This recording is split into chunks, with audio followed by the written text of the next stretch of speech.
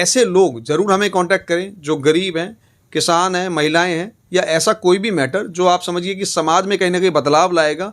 फट्टे से मारा, फावड़े से मारा, मैंने लड़ना बंद नहीं करना है। शीतल छाया डायग्नोस्टिक पालम का सबसे बेहतर और एकमात्र ऐसा संस्थान जो उपलब्ध कराता है सुविधा। आपके घर पे एक्सरे, ईसीजी और सभी ब्लड टेस्ट। आज ही संपर्क करें शीतल छाया डायग्नोस्टिक या कॉल करें 82855000। नमस्कार दोस्तों, पालम न्यूज़ पे आपका स्वागत है। तो मेरे साथ हैं प्रवीण नारायण, जिनको आपने कई बार जो है वो देखा होगा मजलूम लोगों के लड़ते हुए, गरीब लोगों के लड़ते हुए, बेसहारा लोगों के लड़ते हुए। तो लगातार जो प्रवीण नारायण है वो इंसाफ और न्याय के लिए लड़ रहे हैं। आपने इनको सबसे पहले, या मैं कहूँ कि जहाँ से सागरपुर थाना केस जो है वो आपको ज़रूर याद होगा, जहाँ पर एक महिला जो है वो पीड़ित महिला पहुँचती है, उनके साथ बदतमीजी की जाती है और उसके बाद किस तरीके से वकीलों का प्रदर्शन होता है। प्रवीण जी भी जो है वो वहाँ पर होते हैं और कैसे जो अधिकारी होते हैं उनको सस्पेंड किया जाता है। पालम थाने में भी आपने इनको देखा होगा और कई केस जो है वो लड़ते रहते हैं। जो ऐसे लोग हैं जो फीस नहीं दे सकते, गरीब हैं, लेकिन न्याय के लिए गुहार लगाते। तो प्रवीण नारायण जी से हम बात करेंगे कि क्या उद्देश्य को लेकर वो इस समय चल रहे हैं और आगे इनका क्या विजन है न्याय को लेकर।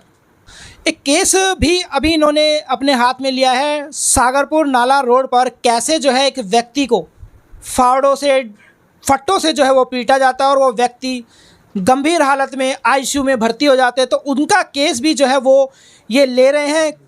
परिवार जो है वो गरीब है, कोर्ट की फ़ीस नहीं दे सकता, लेकिन मजबूती से न्याय के लिए खड़ा हुआ। तो इसको लेकर भी हम प्रवीण नारायण जी से बात करते हैं। लोगों को देख के कि जिस तरीके से हम लोग पले बड़े हैं और जिस तरीके से हमने लोगों को स्ट्रगल करते देखा, तो मेरा मानना ऐसा है कि इसी तरीके से हमें करना चाहिए। सुप्रीम कोर्ट मल्टीपल टाइम कह चुका है कि जो फ्री लीगल एड भी है वो पुअर लीगल एड में कन्वर्ट नहीं होनी चाहिए। यानी कहने का मतलब ये है कि अगर किसी को न्याय सरकार के थ्रू भी मिले, सरकारी वकील से भी मिले, तो वो पुअर नहीं होना चाहिए। यानी उसके लिए वकालत बहुत अच्छी होनी चाहिए। मुझे लगता है कि मेरी भी एक जिम्मेदारी ऐसे ही बनती है। जिस दिन मैं कानून के पेशे में आया था उस दिन मैंने ये चीज़ ठान ली थी कि हाँ, मैं जितने ज़रूरतमंद लोग हो सकेंगे, 10 हो, 20 हो, 50 हो, जितने भी, ऐसे लोगों के लिए मैं केस लड़ूंगा जो सिस्टम, जिनकी आवाज़ दबाने में लगा हुआ है या जिनको हेल्प नहीं मिल पा रही सिस्टम से, या कोर्ट प्रशासन में कहीं ना कहीं उनको देरी मिल रही है, न्याय नहीं मिल पाता उनको, या वो प्रॉपरली रिप्रेजेंटेड नहीं है। तो ऐसे में मैंने बिल्कुल इस चीज़ के लिए मैं कटिबद्ध हूँ और मैं बिल्कुल मदद करना चाहता हूँ। और इन केसेस को मैं प्रो बोनो लड़ता हूँ बिल्कुल, क्योंकि मेरा सिर्फ एक ही पर्पस है कि किसी भी तरीके से ऐसे लोगों को न्याय मिल सके जिनको कहीं ना कहीं न्याय मिलने में देरी हो रही है या प्रशासन से वो लोग परेशान हैं। मामला 1 अप्रैल का है, ये डाबड़ी थाने से रिलेटेड है। इसमें डाबड़ी नाला लेन के आसपास रहते हैं ये परिवार। इन्होंने क्या है, जो मेरे क्लाइंट हैं उन्होंने एक लव मैरिज कर ली थी, एक अपनी पड़ोस की लड़की की, रिश्तेदार हैं। तो वो लगभग 1 साल बाद वो अपने घर परिवार में आया था। उसके बाद क्या करा, जो अपोजिट फैमिली थी उन्होंने इन सबको मिल करके पकड़ लिया। लड़के का किसी तरह बचाव उनकी फैमिली ने करवाया, लेकिन चपेट में इनके फादर को ले लिया। लेने के बाद फट्टे से मारा, फावड़े से मारा, और इतना मारा कि उनके फादर के जो सर के टुकड़े हैं वो बहुत बिल्कुल वैसा बहुत ज़्यादा हीनियसली इंजर्ड हो गए वो। और अभी मेरे को लगता है कि अभी जो लेटेस्ट अपडेट है वो ये है कि एम्स ट्रॉमा सेंटर में वो भर्ती हैं, और मैं बिल्कुल प्रेयर करता हूँ कि वो जल्दी ठीक हो जाएं और चीज़ें ठीक हों।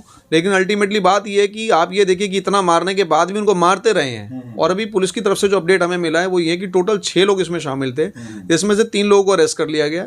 पर हम लोग बिल्कुल लगे हुए हैं, लड़ाई बिल्कुल मजबूती से लड़ रहे हैं कि जो बाकी लोग भी हैं उनको भी पकड़ा जाएगा जल्द से जल्द, और जितना हो सके हमारी तरफ से न्याय की पूरी उम्मीद है कि हम लोग मदद कर रहे हैं। तो इसमें क्या कुछ धाराओं में जो है मुकदमा दर्ज हुआ है? हाँ, इसमें 1091 BNS और 35 के सेक्शन से लगे हैं इसमें। पर हमारी कोशिश ये है कि इसके अंदर और भी सारी चीज़ें हैं जिनको लगाया जाना जरूरी है। हालांकि वो चीज़ें पेंडिंग इन्वेस्टिगेशन भी है, अभी इनिशियल स्टेज पे इन्वेस्टिगेशन है। मेरी साथ साथ जो कंसर्न अधिकारी हैं IO महोदय, उनसे भी बात चल रही है, थाना अध्यक्ष से भी हम लोग मिले। तो हमारी कोशिश ये है कि इसमें संगीन से संगीन सेक्शंस लग सके और जो चीज़ें हैं सारी चीज़ें वो रिपोर्ट में आ सकें, चार्जशीट का पार्ट बन सकें, और जो पीड़ित परिवार है उनको न्याय मिल सके। आप लोगों का लगातार सपोर्ट करते हैं, और आप उन लोगों से क्या कुछ उम्मीद करते हैं जो चाहते हैं कि एडवोकेट साहब हमारे साथ खड़े रहें? मैं सिर्फ उनसे इतनी ही उम्मीद करता हूं कि जिस उम्मीद से वो इस वकालत के पेशे को देखते हैं वो अपनी उम्मीद को टूटने ना दें, वही उम्मीद बना के रखें। चाहे मैं मिलूंगा आपके लिए, चाहे मेरे जैसा कोई और साथी मिलेगा, पर आपकी मदद करने के लिए ज़रूर मिलेगा। और ऐसे लोग ज़रूर हमें कांटेक्ट करें जो गरीब हैं, किसान हैं, महिलाएं हैं, या ऐसा कोई भी मैटर जो आप समझिए कि समाज में कहीं ना कहीं बदलाव लाएगा, कोई पीआईएल हो, रेट हो, किस तरीके से, जिस तरीके से हम समाज में बदलाव कहीं ना कहीं दे सकते हैं या लोगों में विश्वास जता सकते हैं, लोगों को न्याय दिलाने में मदद कर सकते हैं, तो हम लोग ऐसे लोगों के लिए लड़ते रहते हैं। प्रवीण जी, पुलिस की कार्रवाई पर लगातार आप सवाल उठाते रहे हैं। सागरपुर का मामला है, आपने इतने अच्छे तरीके से हाईलाइट किया, फिर पालम में भी आप वकीलों की यूनिटी में साथ दिखे, तो अब क्या यूनिटी जो आपकी है आगे भी इसकी लड़ाई लड़ रही है कि जिस तरह से पुलिस वाले मिसबिहेव करते हैं लोगों के लिए, लोगों के साथ उल्टी सीधी बातचीत करते हैं, तो उसके लिए आगे क्या कुछ स्ट्रगल चल रहा है? उसमें स्ट्रगल ये है कि आप ये समझ लीजिए, जिस दिन आप ये काला कोट पहन लेते हैं उस दिन आपकी लड़ाई सिर्फ कोर्ट तक सीमित नहीं होती है, आपकी लड़ाई धरातल पे भी होती है, आपकी लड़ाई पुलिस प्रशासन के साथ भी है, आपकी लड़ाई थानों में भी है। क्योंकि बात समझिए कि कई जगह ये एक मिसकंसेप्शन आ रहा है मार्केट के अंदर, लोगों के बीच में ये मिसकंसेप्शन आ रहा है जो कि पुलिस के अधिकारी लोगों में छोड़ रहे हैं कि जी थाने में वकील नहीं आ सकता। मैं आपको एक बात बता दूं, आप समझ लीजिए कि आपका कोई पेंशन का मुद्दा हुआ, आपका कोई क्रिमिनल मैटर हो गया, आपका कोई सिविल मैटर हो गया जिसके अंदर थाने के ऑफिसर्स इन्वॉल्व हैं, तो अल्टीमेटली और आपको कोई पिटीशन लगानी है, आपको रिट लगानी है, आपको एसएलपी लगानी है, तो अल्टीमेटली होगा क्या कि आपको अपने वकील के साथ थाने में जाना पड़ेगा, आपको इन्वेस्टिगेशन ज्वाइन करनी है और आपको थ्रेट है कहीं ना कहीं कि जो ऑफिसर हैं वो आपको अरेस्ट कर सकते हैं, तो आपको बचाने का काम कौन करेगा? अगर आप ये समझ लीजिए कि अगर थाने में वकील ही नहीं जाएगा, वकील की एंट्री नहीं होगी, जो कि कहीं ना कहीं उसका राइट भी है आपके लिए मदद करना और ड्यूरिंग इंटेरोगेशन भी आना और बीच के प्रोसीजर्स में भी, तो इसीलिए मुझे लगता है कि वकालत की लड़ाई हर तरह से हर कोने पे है और आपके लिए ही है। तो मेरे को लगता है कि जब तक मैं इस वकालत के पेशे में हूँ, जब तक हम जिंदा हैं, जब तक सांस ले रहे हैं, तब तक मैं अपने साथियों के लिए लड़ता रहूँगा और मजबूती से लड़ता रहूँगा। प्रवीण जी, आप ऐसे लोगों के केस लड़ते हैं जो परेशान हैं, ज़रूरतमंद हैं, और ज़्यादातर ये होता है कि वही लोग परेशान होते हैं सिस्टम से जो हार चुके होते हैं, प्रशासन जो हार चुके होते हैं, और आपका जो केस होता है वो भी सिस्टम प्रशासन के खिलाफ ही ज़्यादातर होता है। तो आपको कुछ ऐसा मतलब प्रशासन की तरफ से, पुलिस की तरफ से कोई धमकी वगैरह नहीं आती? मुझे लगता है ये काले कोट के अलावा तो शायद सबको धमकी देते हैं। बात ये है कि जब हमने काला कोट पहन ही लिया है तो धमकी भी देख लेंगे। धमकियों से तो हम डरने वाले पहले भी नहीं थे, आज भी नहीं डरते हैं, और अगर धमकी आएगी भी तो उसको भी अपने हिसाब से देखा जाएगा। लेकिन बात इतनी सी है कि मैंने लड़ना बंद नहीं करना है, चाहे वो लोगों के लिए लड़ा जाए, चाहे वो अपने वकील भाइयों के लिए लड़ा जाए, तो हम तो लड़ते रहेंगे। मुख्य तो रूप से उद्देश्य क्या है, विजन क्या है, क्या चाह रहे हैं?